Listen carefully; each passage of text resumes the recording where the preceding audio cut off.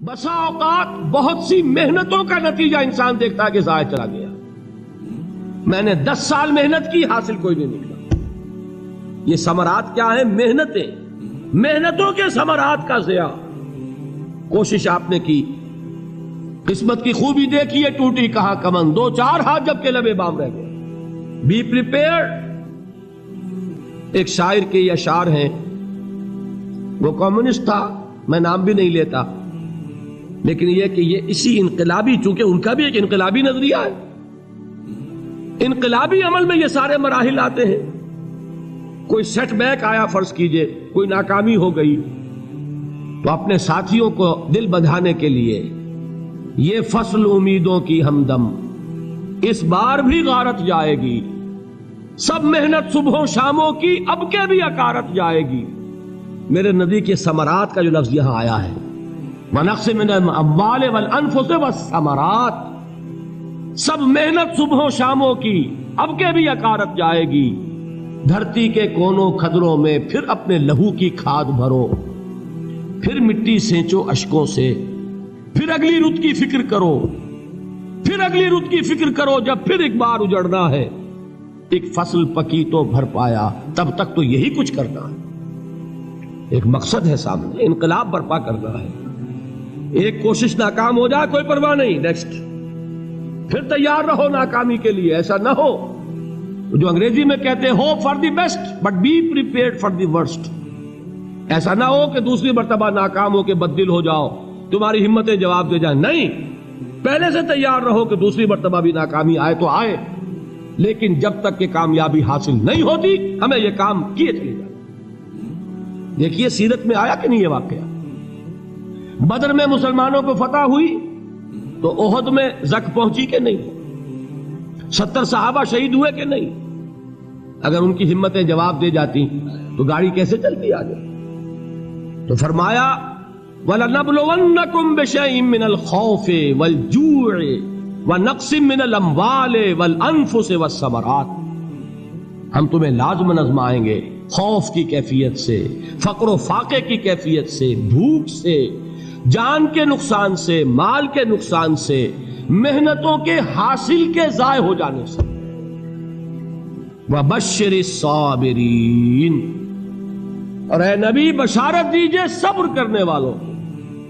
الَّذِينَ إِذَا أَصَابَتْهُمْ مُصِيبَةٌ، وہ کہ جب ان پر کوئی تکلیف آئے، کوئی مصیبت آئے، کوئی آزمائش آئے، قالوا انا للہ وانا الیہ راجعون، وہ یہ کہیں کہ ہم اللہ ہی کے ہیں، اللہ ہی کی طرف لوٹ جانا ہے. یہ وہی انداز ہے جو میں نے فارسی کا شعر سنایا تھا آپ کو کہ سرے تسلیم خم ہے جو مزاج یار میں آئے.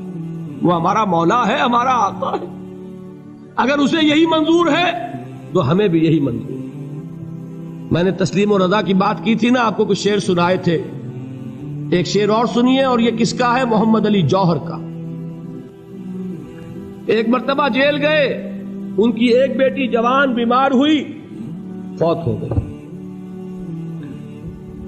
باہر چھوڑا انگریز نے، جاؤ بھائی دفن کر دو بیٹی کو. دوسری مرتبہ جیل گئے، دوسری جوان بیٹی اسی مرض میں مبتلا ہوئی. اب یہ جیل میں ہے، خبر پہنچی کہ دوسری بیٹی کے اوپر بھی اسی مرض کا حملہ ہوا ہے. ایک نظم لکھی ہے جس کا آخری شعر یہ ہے، تیری صحت ہمیں منظور ہے لیکن اس کو نہیں منظور تو پھر ہم کو بھی منظور نہیں. یہ ہے، جب تک یہ کیفیت نہ ہو اس میدان میں آدمی ثابت قدم نہیں رہ سکتا کہ میرے رب کو اگر یہ منظور ہے تو یہی مجھے منظور ہے، اور تیری صحت ہمیں چاہیے تو ضرور، لیکن ہمارے رب کو منظور نہیں تو ہمیں بھی منظور. راضی برضائے رب. وَبَشِّرِ الصَّابِرِينَ الَّذِينَ إِذَا أَصَابَتْهُمْ مُصِيبَةٌ قَالُوا إِنَّا لِلَّهِ وَإِنَّا إِلَيْهِ رَاجِعُونَ. نہ شود نصیب دشمن کے شود ہلاک تیغت، سرے دوستاں سلامت کے تو خنجر آزمائے. اولئک علیہم صلوات من ربہم ورحمہ، یہی ہیں وہ لوگ جن پر ان کے رب کی طرف سے عنایتیں ہیں اور رحمتیں ہیں.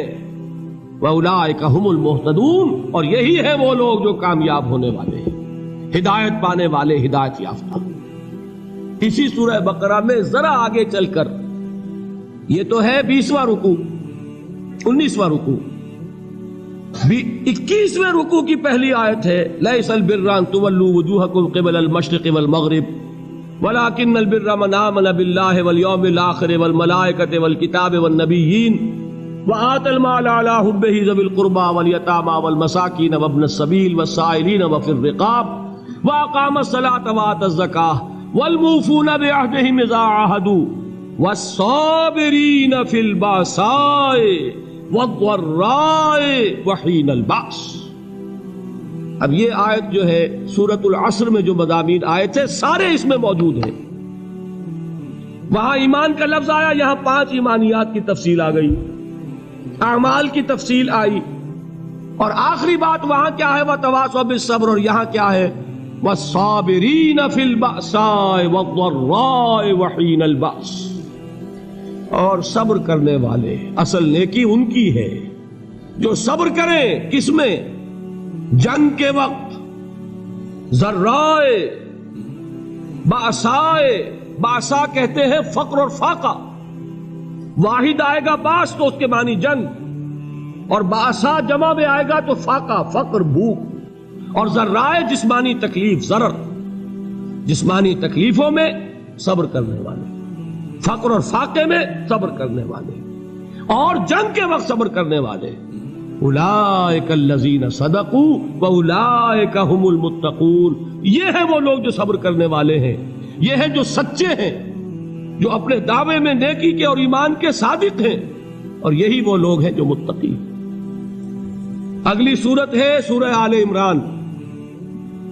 اس میں 2 لفظ آئے ہیں آخری آیت، یا ایھا الذین آمنوا اصبروا وصابروا ورابطوا واتقوا اللہ لعلکم تفلحون. دیکھیے یہاں صبر اور صابر جو تعلق جہد اور جہاد کا ہے وہی ہے صبر اور مصابرت. صبر ایک طرفہ عمل ہے، آپ جھیل رہے ہیں، برداشت کر رہے ہیں. صبر علی المعصیہ، صبر علی الطاعہ، صبر علی الابتلاء، یہ سب کیا ہے؟ صبر. اور مصابرت کیا ہے؟ صبر کا صبر سے مقابلہ. یہ سورہ آل عمران اب وقت نہیں ہے، میں آپ کو سناتا اللہ تعالیٰ نے کیسے کیسے مسلمانوں سے کہا مسلمانوں تمہیں زک پہنچی ہے تو انہیں بھی تو پہنچی تھی. ان کے 70 نہیں مارے گئے تھے بدر میں؟ ان کے حوصلے جو ہیں وہ تو پست نہیں ہوئے، وہ اگلے سال آ گئے تم پر چڑھائی کر کے. تم کیوں اتنا برا مان رہے ہو؟ تمہارے دل اتنے زخمی کیوں ہو گئے؟ تمہیں تکلیف پہنچتی ہے تو انہیں بھی پہنچتی ہے. اپنی غیرت جو ہے ہمیں ذرا اس کا جائزہ لینا چاہیے.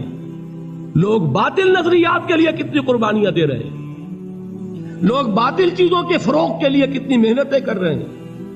جیسا کہ میں نے ابھی کہا تھا، اسی غیرت کو چیلنج کرنے کے لیے، ذرا آپ کی حمیت دینی کو جوش دلانے کے لیے. قادیانی نوجوان کتنی تعداد میں اپنے آپ کو دین کے لیے وقف کرتا ہے، اور آپ کتنے نوجوان ہیں جو اپنے آپ کو دین کے لیے وقف کرتے ہیں، اور ہوں وہ کھاتے پیتے گھرانوں کے لوگ. یہ نہیں ہے کہ اگر کوئی اور کام نہیں کر سکتا تو پھر یہ ہے کہ وہ دین کے کام میں لگ جائے. باصلاحیت لوگ، کھاتے پیتے لوگ، ذہنی استعداد رکھنے والے لوگ، اونچے گھرانوں کے لوگ، وہ وقف کریں اپنے آپ کو دین کے لیے.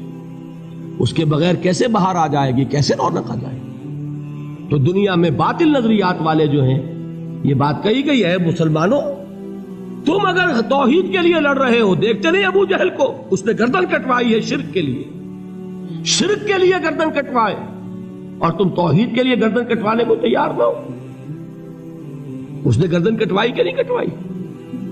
اور کس طرح کٹوائی ہے؟ کیونکہ بڑا متکبر قسم کا، فرعون قسم کا شخص تھا.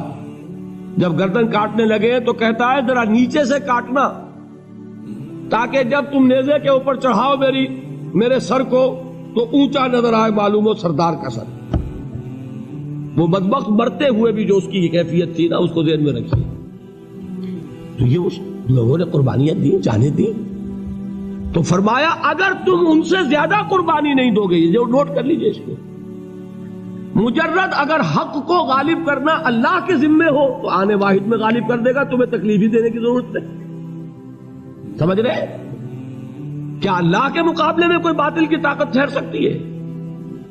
یہ تمہارے ایمان کا امتحان ہے، یہ تمہارے خلوص کی آزمائش ہے، یہ تمہارے امتحان کا ثبوت درکار ہے کہ اللہ تعالیٰ دیکھنا چاہتا ہے تم اس کے لیے اپنی جانیں قربان کرنے کو تیار ہو کہ نہیں، تم اس کے لیے تن من دھن لگانے کو تیار ہو کہ نہیں۔ اور یہ جان لو کہ اگر کفار اور مشرکین اور ملحدین اور باطل نظریات والے وہ جو کچھ قربانیاں اپنے باطل نظریات کے لیے دے رہے ہیں ان سے زیادہ اگر تم نہیں دو گے تو حق غالب نہیں ہوگا۔ انہوں نے جو صبر کیا ہے اپنے باطل نظریات پر، اگر تم اس سے زیادہ صبر کا ثبوت نہیں دو گے اپنے اس حق پر تو حق غالب نہیں ہوگا۔ اس لیے فرمایا یا ایھا الذین آمنوا اصبروا وصابروا، نہ صرف یہ کہ صبر کرو بلکہ صبر میں اپنے دشمنوں سے آگے نکلو، ان کے صبر سے بڑھ کر صبر کرو۔ وَرَابِطُوا، مرابطہ کہتے ہیں چوکس رہنا، ہوشیار، پہرا دو، ایسا نہ ہو کہ دشمن جو ہے غفلت میں تمہارے اوپر کوئی حملہ جو ہے کر بیٹھے۔ وَاتَّقُوا اللَّهَ، اور اللہ کا تقوی اختیار کرو، لعلکم تفلحون، تاکہ تم فلاح پاؤ۔